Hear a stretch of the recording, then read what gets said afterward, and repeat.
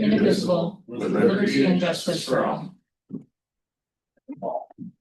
Thank you, everybody. We'll do a quick roll call here. Baumgartner here, Evers here, Ferguson is not here. I'm here. Howard here. We do have a quorum. We'll call the meeting to order. We'll begin with the public forum portion of the meeting. This is the portion where we invite the public to address council. Time is limited to 3 minutes. We ask that you provide your name for the meeting records. If there's any unfinished business after the 3 minutes, we'll direct staff to go into some further discovery of the issue and continue working on it. Anybody here from the public to address council?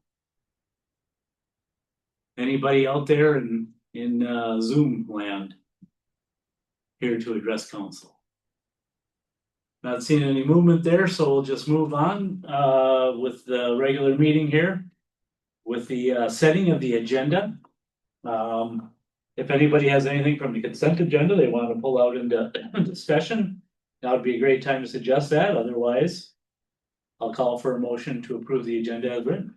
So moved. Second. Motion's been made by Baumgartner, seconded by Howard to approve the agenda. Any other discussion? Hearing none, all in favor say aye. Aye. Any opposed? Agenda is approved as written. We'll move down to the consent agenda. It contains the meeting minutes from the Jan 5 meeting. Resolution 11, approving a separation agreement and a release of claims. Liquor store manager resignation letter.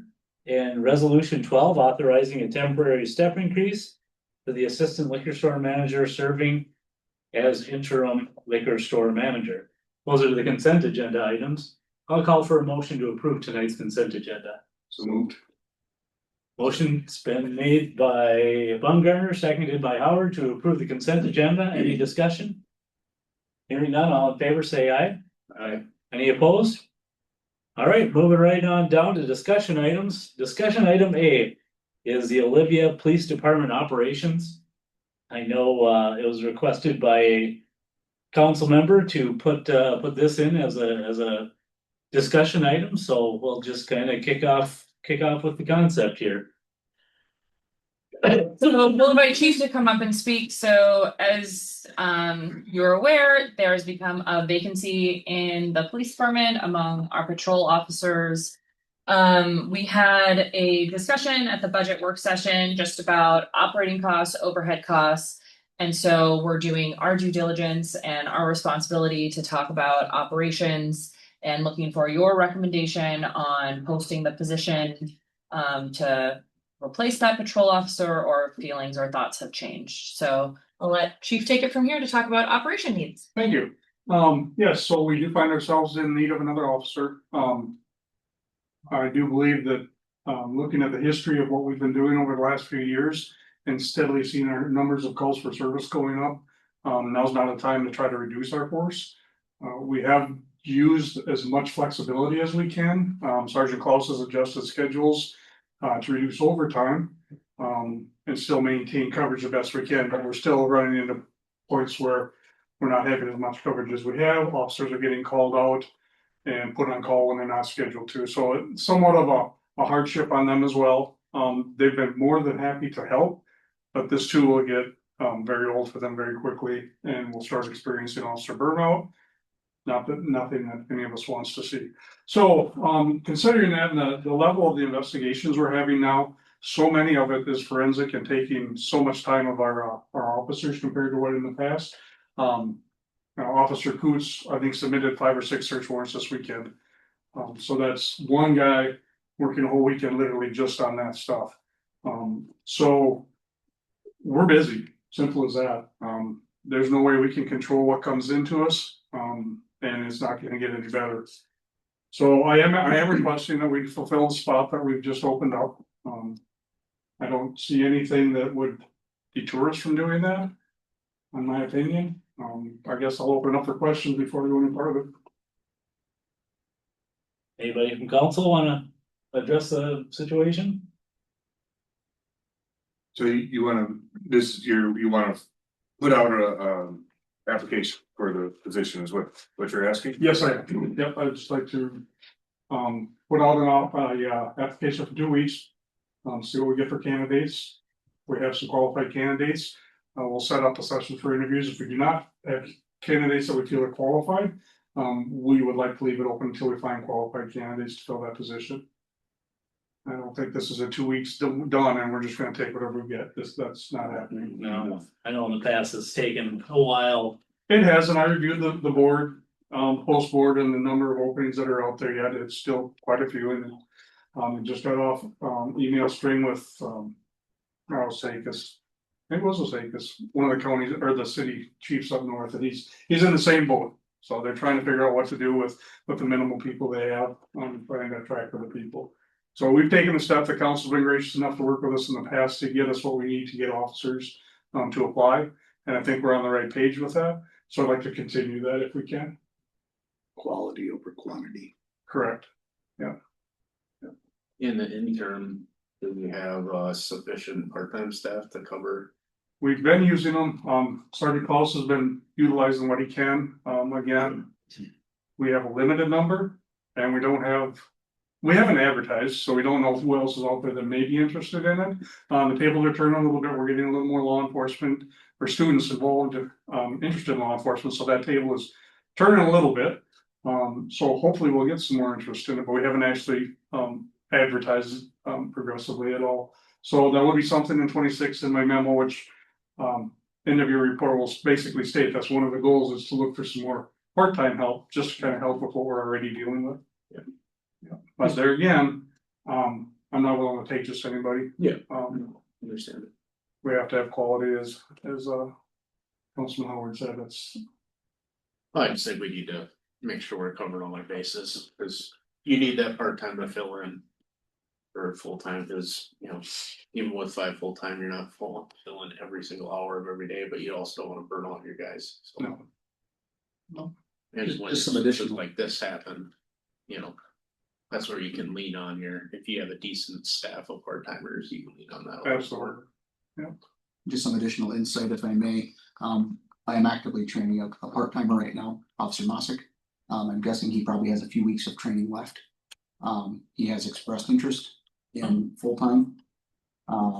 So assuming he would apply for that opening, we could certainly look at that as well as any other applicants as well. So that could change. I mean, obviously, if he didn't apply for full-time or wasn't offered that position, he could still potentially stay on as a part-time officer. If he was offered that would then hurt us a little bit on the part-time side. I was excited to have our hungry part-timer coming on board, but that might change things. So like I said, I think we probably still have a few weeks before that training's accomplished with him. Okay, good. But I like the fact that you are continuing to use your part-time staff as well as utilizing what you have to minimize the overtime as much as possible.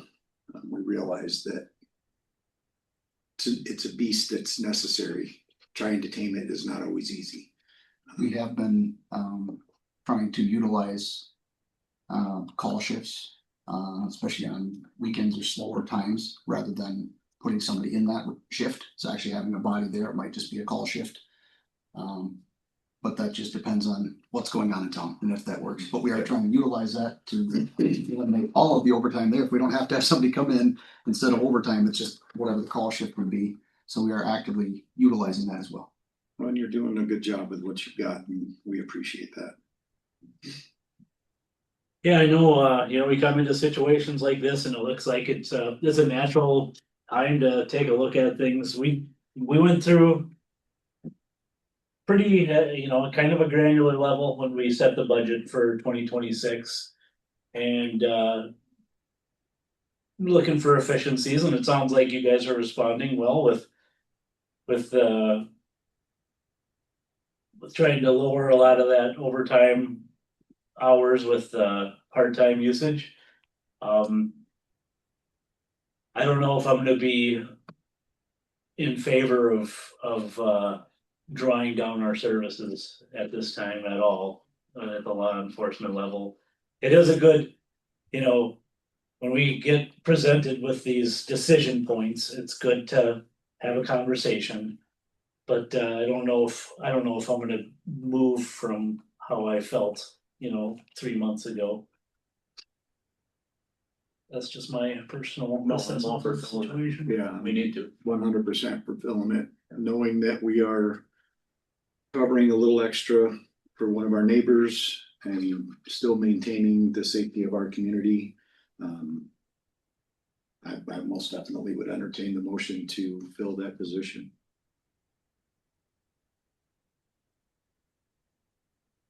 We need a motion. Yeah, if you could provide staff direction to move forward with filling, I mean, the patrol officer position description is part of your packet. So just giving us the go ahead to move forward, that'd be great. Here's a fun fact. If we go back into the Wayback Machine, Yeah.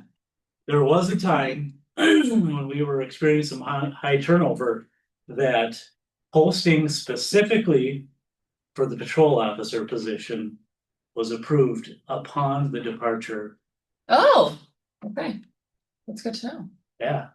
How far way back do I need to go to read those minutes? I would go back like 4 years. 4 years. I don't want to relive that. No, I'm just saying. that's when we had like. Oh, yeah, I remember those fun. Yeah. It was. Yeah, well, that would have been back in 2021. Those At some I point. think I caught like some sleep yet. Fall, summer or fall 2021 probably. That was an interesting. I found the minutes once. If asked, I can probably find them. I take you at your word, absolutely. Again, I thought this was a good point of discussion, given our previous budget Yep. session, so that's why I wanted to bring it up. Anytime anything like this So. comes up, it's always worth a conversation. But yeah, So yeah, I'll make the motion that we go forward, advise staff to go forward with posting this position and hiring a quality employee as soon as possible. Second. motion's been made to move forward with the application process to fill the vacant police officer position, and seconded. Any other discussion? Hearing none, all in favor say aye. Aye. Any opposed? Motion carries. Thank you, gentlemen. Thank you, guys. Guys?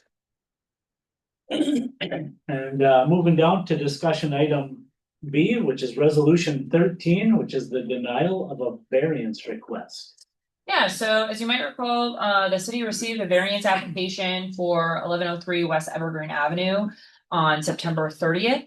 The city council received planning commission's recommendation, and we also received, if you recall, in that November meeting, an extension of the 60 days that are tied to that variance application set forth in Minnesota statute. So council decided to table the request because we had received that written extension. The planning commission at their meeting in December reviewed our residential lot sizes and put forth an ordinance for council's approval, reducing those minimum lot sizes. January 5th, the council adopted, that was ordinance 2026-04, which amends the city code to allow for smaller lot sizes in both the R1 and R2 districts. This variance request now is no longer necessary for the proposed use of the property, because our minimum lot sizes now align with what they want to do with this property. So the council should deny this variance request because it's no longer needed. I'm happy to report the property owners are working with our planning and zoning department to successfully achieve a minor subdivision for the property, and that can be done administratively. So do we need to deny the request, being the fact that we changed? Yes, Pam can speak up on that. Yeah, so the actual statute says there has to be action taken on the variance application once it's been submitted, unless the property owners have completely withdrawn it. So just for clarity, we're denying the variance and there's no negative impact on them because they have the ability to do what they want to do, but we have to take action on it. That is required. We have to take some kind of action on it. We did clarify this. We tried our first go at just a resolution declaring it moot, and Pam came back and said, no, you need an official action. So it is back to just we're denying the variance. It does state in language in there that it's because it is moot, because we've changed the lot sizes.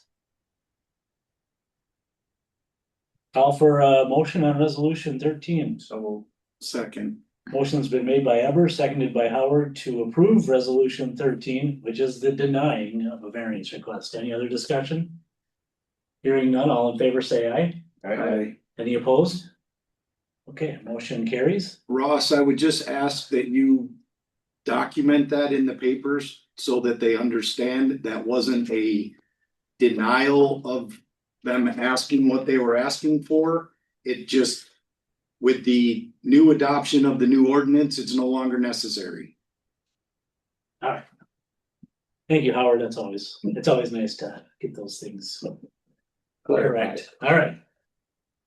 Moving on to reports. Any reports from staff? Yeah, I just want to report for the community center. So this last week, our part-time community center staff worked. All three of them got in the community center and trained on kind of opening the community center and closing it. This month, if you recall, we opened this month with some volunteers as well. So this month we've had just over 100 people visit the community center, either for Coinline USA, walking, or for open gym. So we're very excited that people seem to be coming in, checking it out. It's really cold this week and next week, so it's a perfect location to come burn off some of that energy. It's nice and warm, there's lots to do, so definitely recommend checking it out. The other thing I just want to point out in your folders is a Minnesota magazine. This is from League of Minnesota Cities. Talking about the Armory, we get a nice little shout out. The city of Olivia and the Armory gets a nice little shout out in Minnesota Cities magazine. So Which they have a board member on. I don't think it hurts. So feel free to check it out. It's a nice little write up about all the cool things that are happening in the city of Olivia. I'll let George and John talk about EDA. Mr. Mayor, can I give a quick update? Sure, yeah. Pam will please. give an update as well. I just wanted, what's that? Either you're sick or you've taken up smoking. Oh, no, I have stuff going on with my voice, so sorry, I'm not sick. But for the Ash Avenue property, I just wanted to close the loop on it because it has been taking longer to start the process than what is usual because there were so many lien holders on the property and a handful of them were out of state. So because they all needed to be served with your abatement resolution directing me to do that abatement order, we had to do by publication for 3 weeks. So we just got the affidavit back from the newspaper that that time for the publication has expired. So now we have filed and recorded just this evening. I just got an email about it. The notice of what's called a lease pendants, which attaches to the county recorder's records to let everybody know there's potentially an action going on with that property. So that has to be in place for 5 days before we can call the court. So we'll be calling the court next week to get a motion set up. So I'm sure you're wondering why it's taking so long. You haven't gotten an update. I just thought I would give you that information. Thank you, Pam. Yep. You sound great. All right. Thank you. EDA, we just basically went over kind of the beginning of the year thing, setting dates, setting the officers up, setting up the committees. There was not a loan recommended. There was a Yeah, loan. we approved a loan for a new business, Oh, yeah. moving into downtown. That's right. So that's good news. That'll be fun. Keep your eyes open for that. And then we also did some goal setting and priority setting for 2026. So that was pretty well the EDA meeting. One of the big ones is hopefully getting an infrastructure project in place at the old hospital grounds so we can get a builder to come in and put in some new housing. So infrastructure, So sewer and electric. isn't there stuff in there now already? Didn't they just? No. No. So there is just a one utility input into the whole lot because that all used to be one building. What the previous developer was trying to do in dividing it into 8 lots is he was trying to get at least half of those lots committed to, which would give him the funds to put the infrastructure, the water, the sewer, the electric in all of the parcels. But since we didn't get a commitment of 4 lots, that actually property has reverted back to the EDA. and there's still not infrastructure in that place for different parcels. But one of the priorities was also discussing what type of housing does the EDA want to see at that location? Is patio homes still the thought? Are townhomes of consideration? Are some sort of duplexes, quadplexes? So they're kind of, and that we need a vision before we commit to putting the infrastructure in the ground because it looks different depending upon the different vision.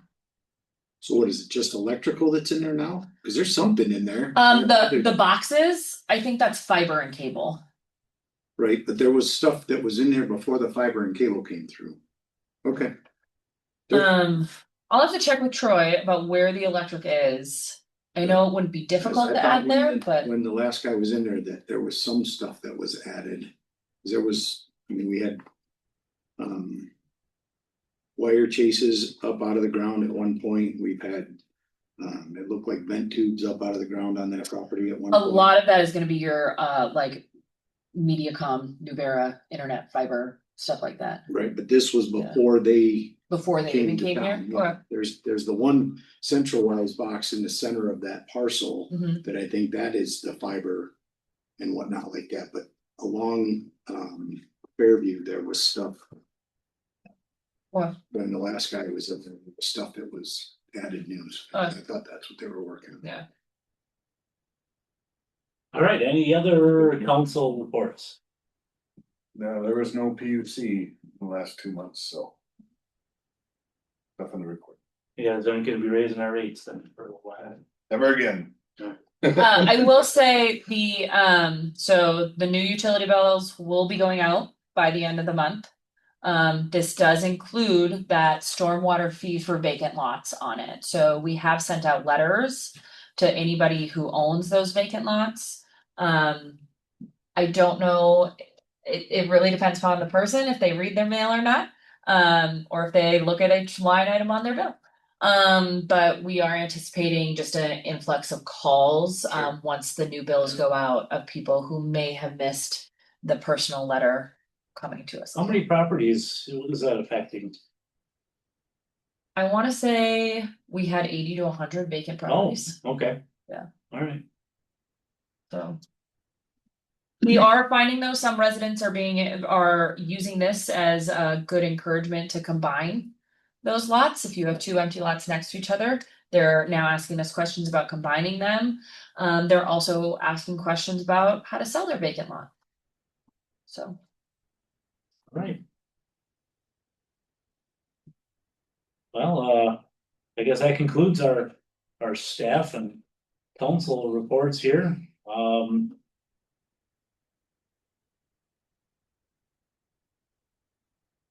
me. Still not hard copy. Now we'll just take some notices and communications. So January 31st is a very exciting night to be in this community. We have winter warm up at Max's Grill from 6 to 8 p.m. This is a partnership with the Olivia Liquor Store, the Olivia Chamber, and the Olivia Sons of the Legion. And at the same time, we have Community Ed hosting their Parents' Night Out in Bird Island. So you can drop off kids K through 6, starting at 5, hit up Max's from 6 to 8, and then go back to retrieve your kids at 9 p.m. with the responsible driver. Thank you. You're welcome. The responsible driver. So Yeah, a lot of fun there. That'll be great. Lawsuit coming. with the responsible driver.